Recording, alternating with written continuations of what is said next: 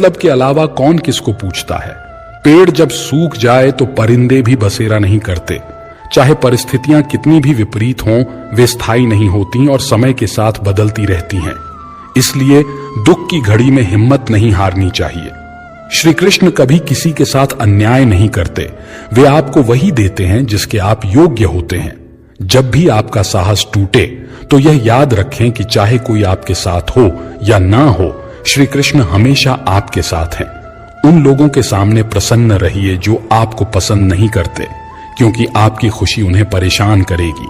श्री कृष्ण कहते हैं कि जो एक बार अपमान सहन करता है वह मनुष्य है, जो दूसरी बार अपमान सहता है वह महात्मा है, लेकिन जो तीसरी बार भी अपमान सहता है वह मूर्खों में गिना जाता है।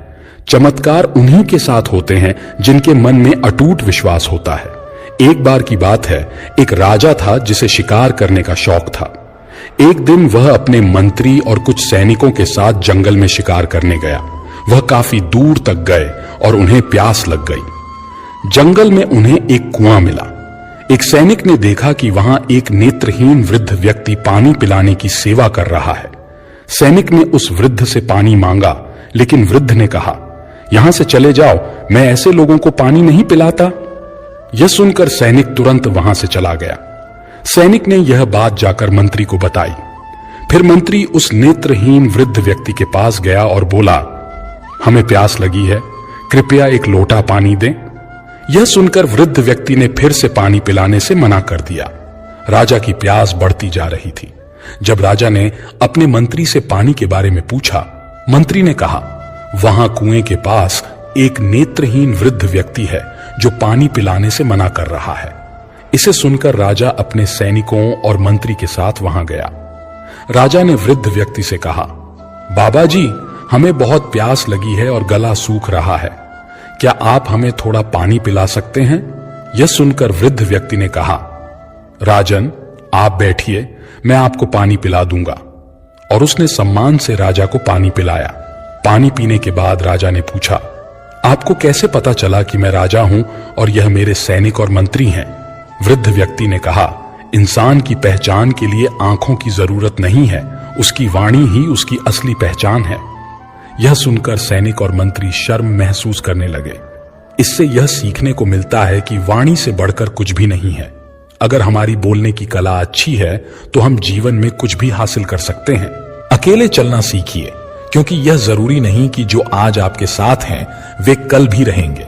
यदि कोई आपसे ईर्ष्या करता है तो यह उसकी समस्या है, आपकी नहीं। यह आपकी योग्यता है जो उसे जलन का अनुभव करा रही है। मनुष्य अपने दुख से अधिक दूसरों के सुख को देखकर दुखी होता है। अत्यधिक सोच विचार करके हम ऐसी समस्याएं पैदा कर लेते हैं जो वास्तव में कभी थी ही नहीं। आस्था के साथ प्रार्थना करें, ईश्वर आपको वही प्रदान करेंगे जो आपने सच्चे दिल से मांगा है।